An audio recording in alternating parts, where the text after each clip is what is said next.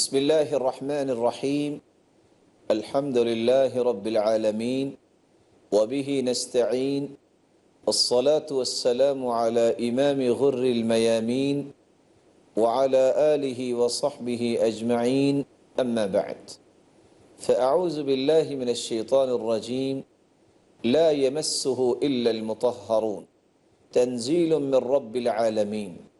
ناظرین کرام، گزشتہ سے پیوستہ پچھلے درس میں ہم نے قرآن مجید کے آداب کے متعلق گفتگو کی اور ہم نے یہ بیان کیا تھا کہ قرآن مجید عظمت اور تقدس اور جلالت والی کتاب ہے۔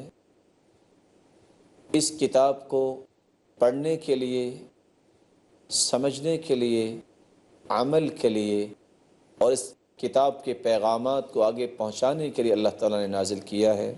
اس کے بطور تکیہ بنانا اور اس پر ٹیک لگانا جائز نہیں ہے۔ قرآن مجید کا اگلا ادب جو 11واں ادب ہے کہ قرآن مجید کی طرف پاؤں کا رخ نہ کیا جائے۔ ابن نجیم فرماتے ہیں یکرہ ان یمد رجلیہ فی النوم وغیرہ الی المصحف او کتب الفقہ الا ان یکون علی مکان مرتفع عن المحاذہ۔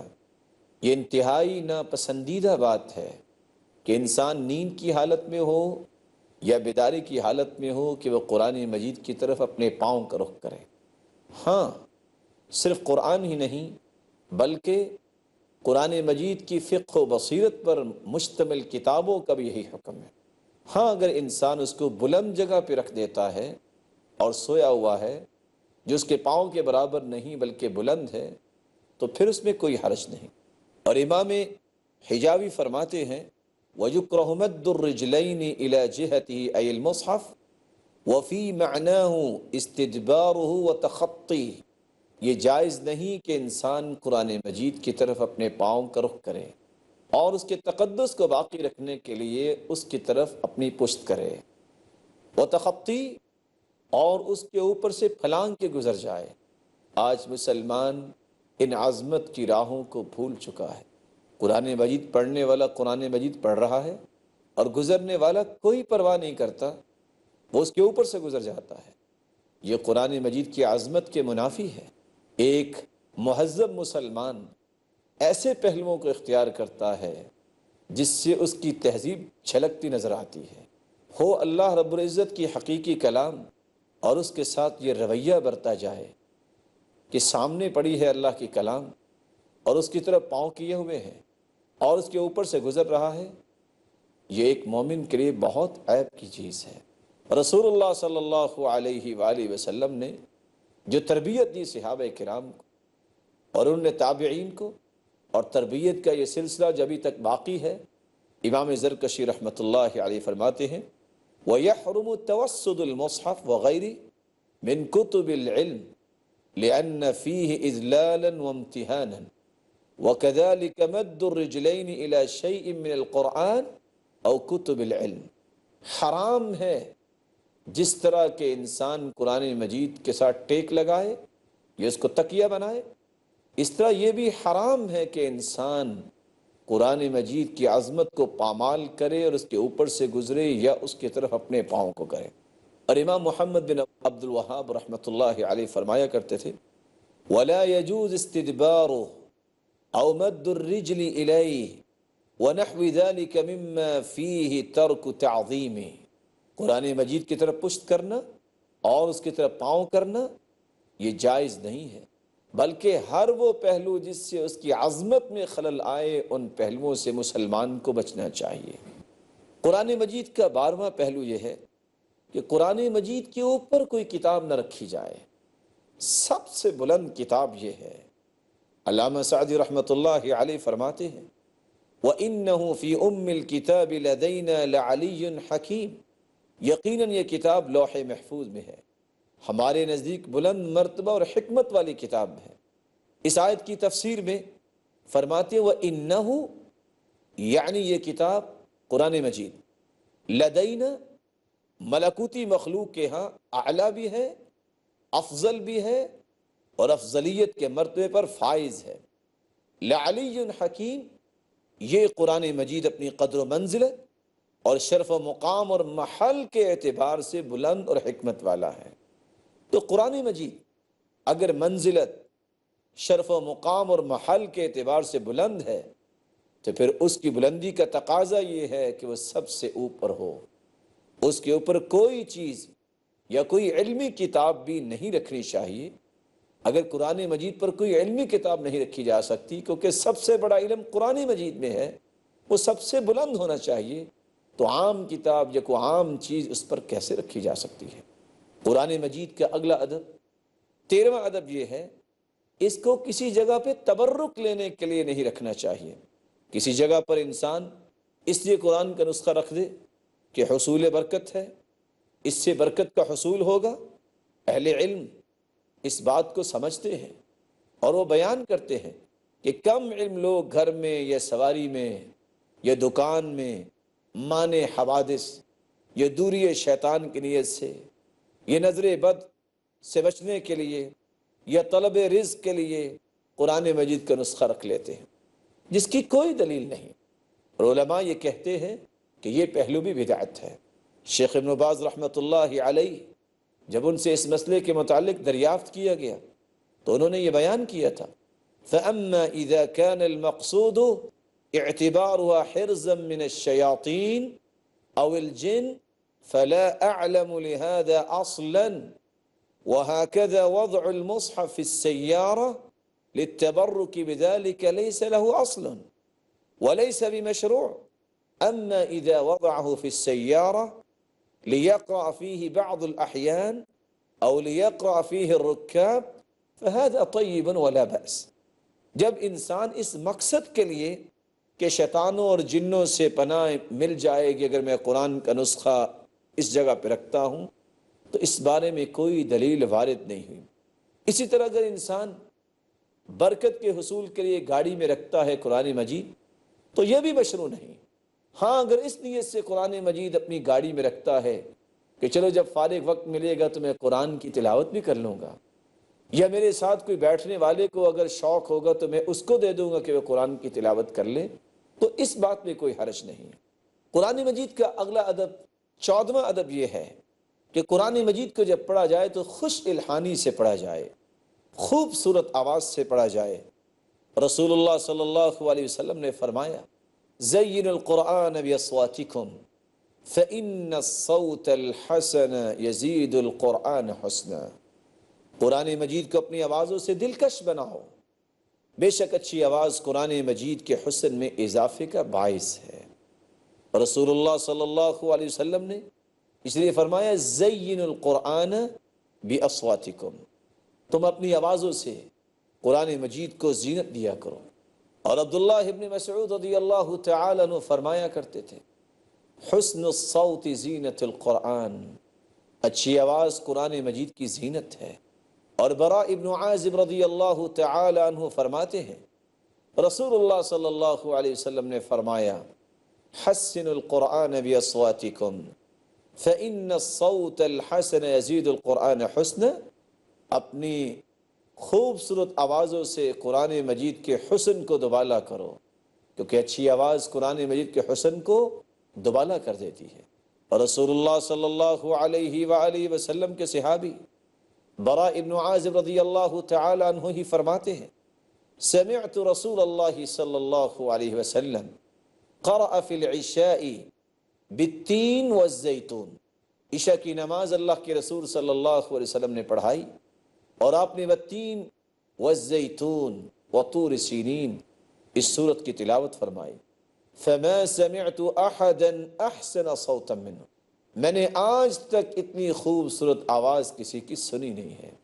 رسول اللہ صلی اللہ علیہ وسلم کے صحابی فضالہ بن عبید رضی اللہ تعالی عنہ فرماتے ہیں کہ رسول اللہ صلی اللہ علیہ وسلم نے فرمایا، للہ اشد اذنا الى الرجل حسن الصوت بالقرآن من صاحب القینۃ الى قینتی، اللہ جل شانہ دلکش آواز سے قرآن مجید پڑھنے والوں کو اتنا زیادہ سنتے ہیں، اتنا تو موسیقی والا موسیقی کو نہیں سنتا۔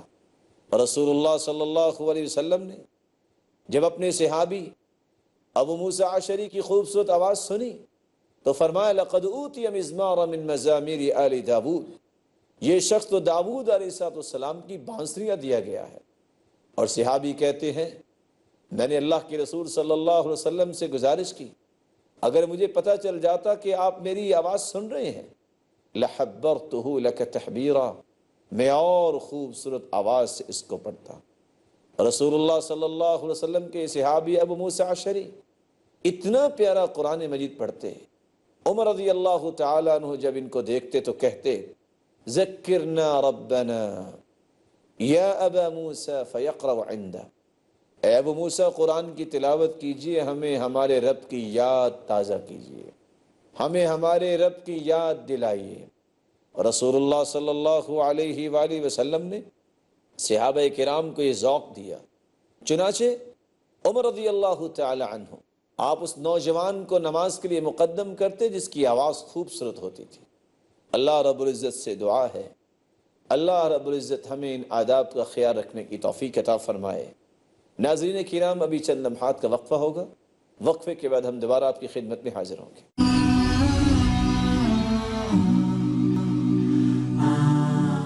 السلام علیکم ورحمۃ اللہ وبرکاتہ۔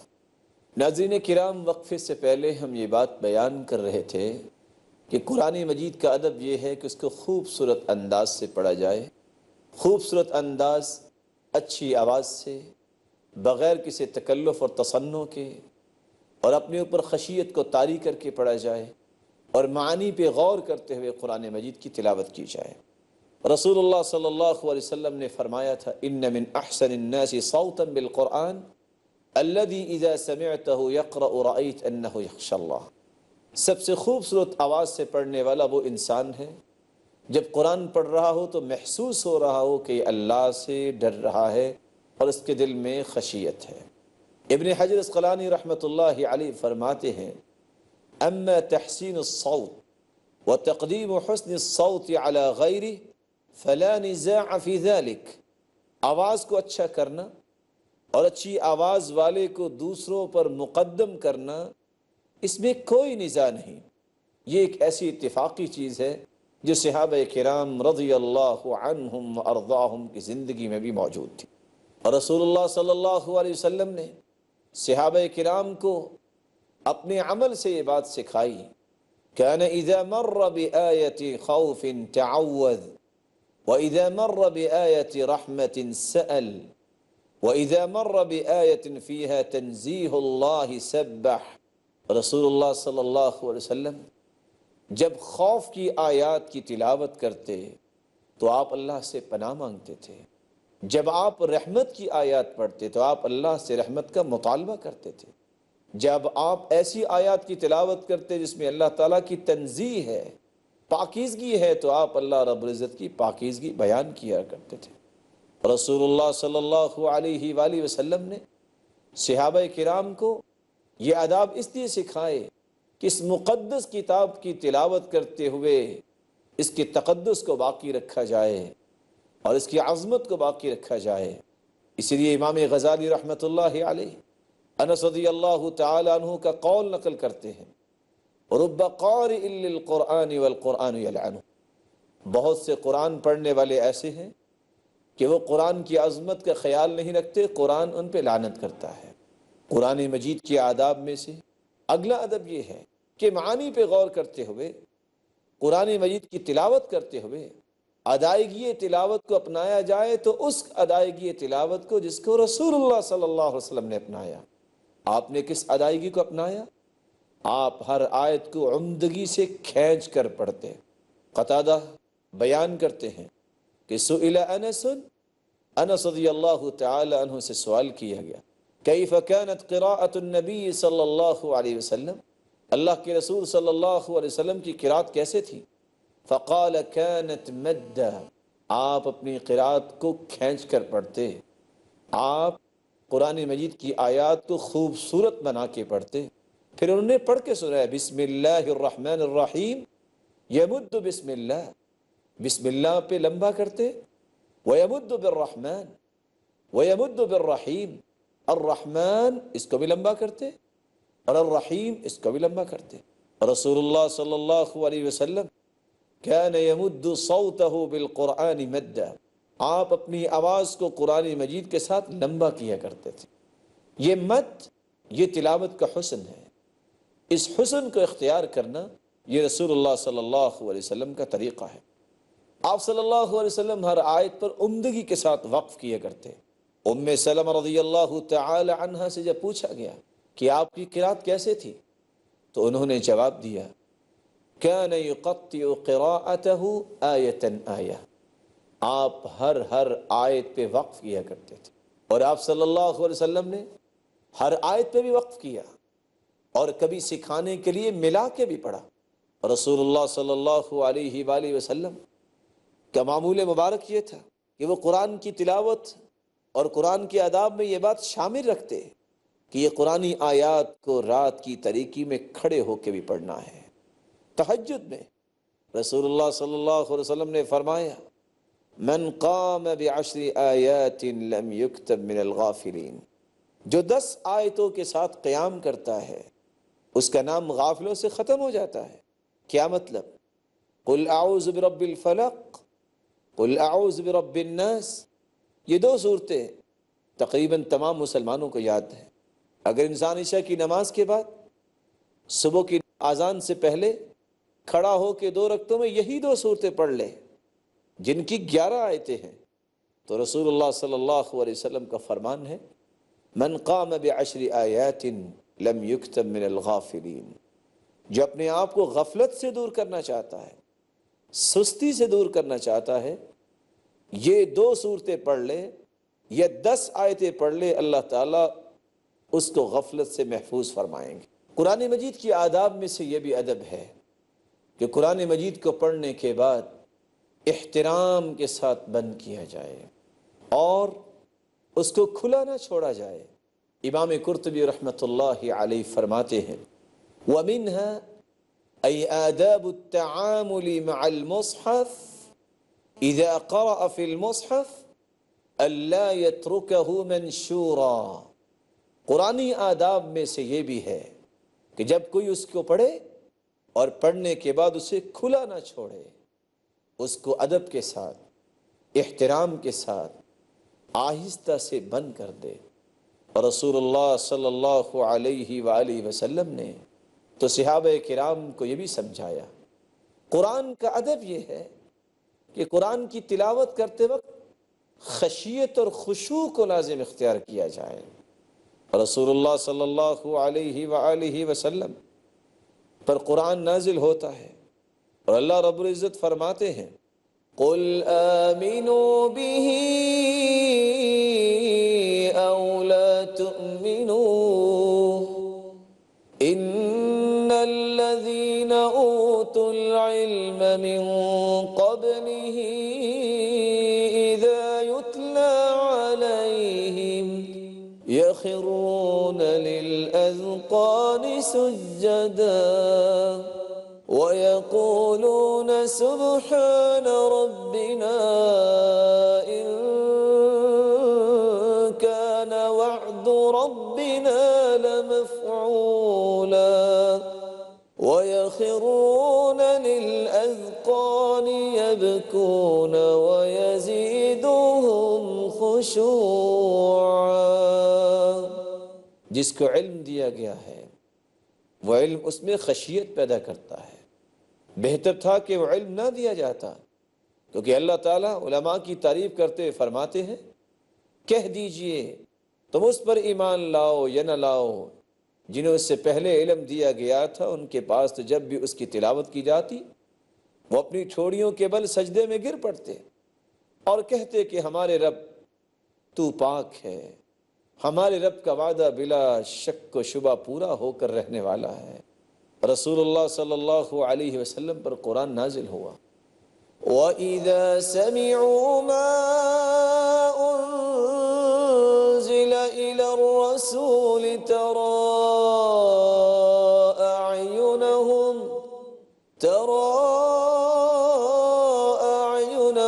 تَفِيضُ مِنَ الدَّمْعِ حَزَنًا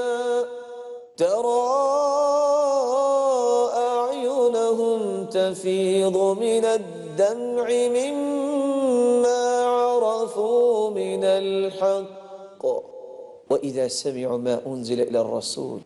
صحابہ کرام جب ان آیات کو سنتے جو اللہ کی رسول کی طرف نازل کی گئی، ترى أعينهم تفيض من الدم، تو ان کی آنکھیں بہہ پڑتی. جب وہ حق کو پہچانتے تو یہ قرآن ان کے دل میں رقت پیدا کرتا، ان کے دلوں میں رقت طاری ہو جاتی اور وہ رونا شروع کر دیتے. اس لیے عمر بن عبدالعزیز رحمۃ اللہ علیہ کہا کرتے تھے، لوگو تم قرآن سنتے ہو اور تمہیں رونا نہیں آتا، عالجو قلوبکم، تم اپنے دلوں کا علاج کرواؤ، تمہارے دل بیمار ہیں. تم لوگوں کی باتیں سن کر، تم لوگوں کے اشعار سن کے روتے ہو، تمہارے دل بیمار ہیں. ان دلوں کی بیماری کیسے دور ہو سکتی ہے؟ جب قرآن مجید کی عظمت پر اعتماد ہو جائے اور قرآن مجید کو غور سے پڑھا جائے تو پھر یہ قرآن دلوں سے زنگ کو بھی اتارتا ہے. قرآن مجید کا ادب یہ ہے کہ اس کو اپنے پاس یا جیب میں ڈال کے واش روم یا اس طرح کی جگہوں پہ نہیں جانا چاہیے. اس لیے علی بن سلیمان المرداوی بیان کیا کرتے تھے، اما دخول الخلاء بمصحف من غیر حاجہ فلا شک تحریمہ قطعا. جو شخص واش روم میں قرآن مجید لے کے جاتا ہے تو یہ تو حرمت قطعی ہے، اس میں کس کو شک ہو سکتا ہے. ولا يتوقف في هذا عاقل، اور کوئی عقل مند بھی اس میں توقف نہیں کرتا، یہ تصور نہیں کرتا کہ انسان اللہ کی پاکیزہ کلام کو جان بوجھ کر واش روم یا ایسی جگہوں پہ لے جائے جہاں قرآن مجید کا تقدس پامال ہو، اس کی عظمت میں خلل آئے. قرآن مجید کا اگلا ادب یہ ہے کہ قرآن مجید کو غفلت کرتے ہوئے ضائع ہونے سے بچایا جائے. قرآن مجید کی محبت جس کے دل میں ہوتی ہے، احترام جس کے دل میں ہوتا ہے، عظمت جس کے دل میں ہوتی ہے، اس کی حفاظت کرتا ہے، اس کا اہتمام کرتا ہے. لیکن آج مسلمان اس قرآن کی عظمت کو بھول گئے. کس طرح قرآن کھلا ہوا ہے، کس طرح قرآن مجید کا نسخہ گاڑی کے ڈیش بورڈ پہ پڑا ہے. سورج کی کرنیں کس طرح اس کے اوراق کو خراب کر دیتی ہیں. کس طرح قرآن مجید کا نسخہ وہ کھلی کتاب، ایک عام کتاب کی طرح پڑا نظر آتا ہے اور ہر پکڑنے والا، ہر رکھنے والا اس کی پرواہ نہیں کرتا. اس لیے قرآن مجید کو ان تمام پہلوؤں سے دور رکھنا چاہیے جس سے اس کی عظمت میں خلل آئے. رسول اللہ صلی اللہ علیہ وآلہ وسلم نے صحابہ کرام کو جو آداب سکھائے اور جو علماء کرام نے ان آداب کو بیان کیا ہے، اللہ رب العزت ہمیں ان آداب کو ملحوظ خاطر رکھنے کی توفیق عطا فرمائے، اور اللہ رب العزت اس قرآن کی عظمت کو باقی رکھنے کی توفیق عطا فرمائے، اور اللہ رب العزت قیامت کے دن اس قرآن کو ہمارے لیے سفارشی بنائے اور ہمیں جنت الفردوس میں اعلیٰ مقام نصیب فرمائے. وآخر دعوانا الحمد للہ رب العالمین.